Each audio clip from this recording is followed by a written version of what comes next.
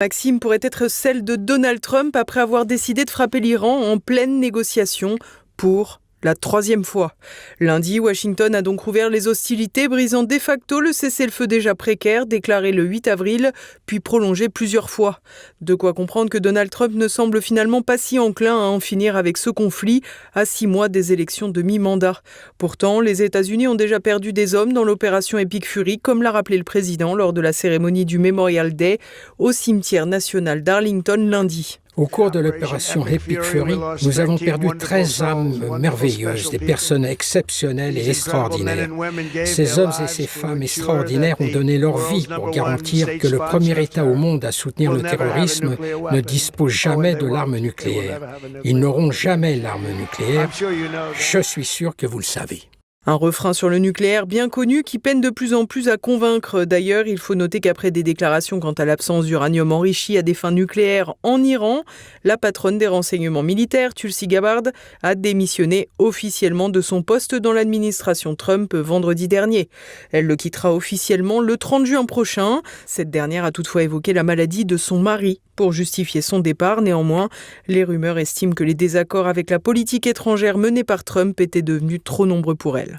Les dernières frappes des États-Unis auraient visé les zones d'où sont lancés les missiles iraniens ainsi que des bateaux, Trump espérant toujours reprendre le contrôle du détroit d'Ormuz, maîtrisé par les Iraniens. Aucun navire ne se rend en Iran, comme vous le savez. Aucun navire ne peut entrer ou sortir d'Iran sans notre accord.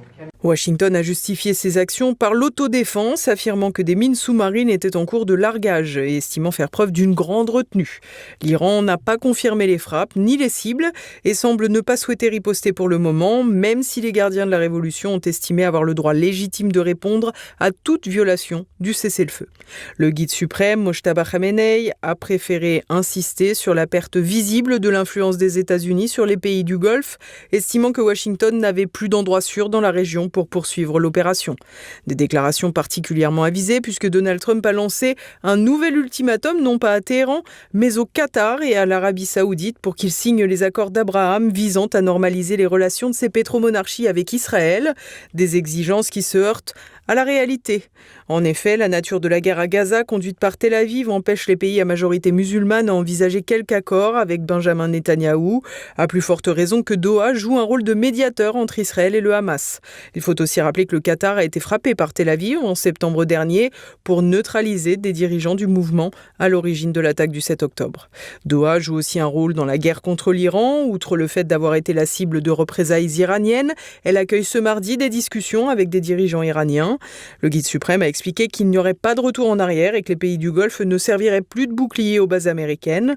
Les pétromonarchies sont donc sous très haute pression entre d'un côté Donald Trump qui les somme de signer des accords d'Abraham qui les éloigneraient durablement de Téhéran et l'Iran qui leur explique que le prix de leur hospitalité envers Washington pourrait bien être leur existence même. Un danger qui frappe également sérieusement le sud Liban, où Israël continue de frapper de plus belle après la reprise des hostilités américaines contre l'Iran.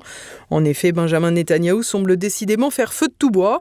Le Premier ministre israélien avait ordonné des frappes successives particulièrement violentes au moment même où un accord de cessez-le-feu entre Téhéran et Washington était conclu. Et cette fois, le regain de frappe dope aussi son action.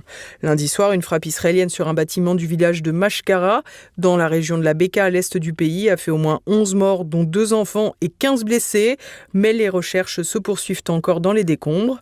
Israël diffuse des messages ordonnant l'évacuation de plusieurs villes telles que Nabatiyeh ou Sor-Mor, considérant que toute personne se trouvant à proximité d'éléments identifiés comme du Hezbollah était en danger. Sans surprise, malgré une situation générale particulièrement brûlante, aussi bien entre les États-Unis et l'Iran qu'au Liban avec les frappes israéliennes, Donald Trump et son secrétaire d'État Marco Rubio clament que les négociations avancent. On se demande ce que ça serait si ce n'était pas le cas.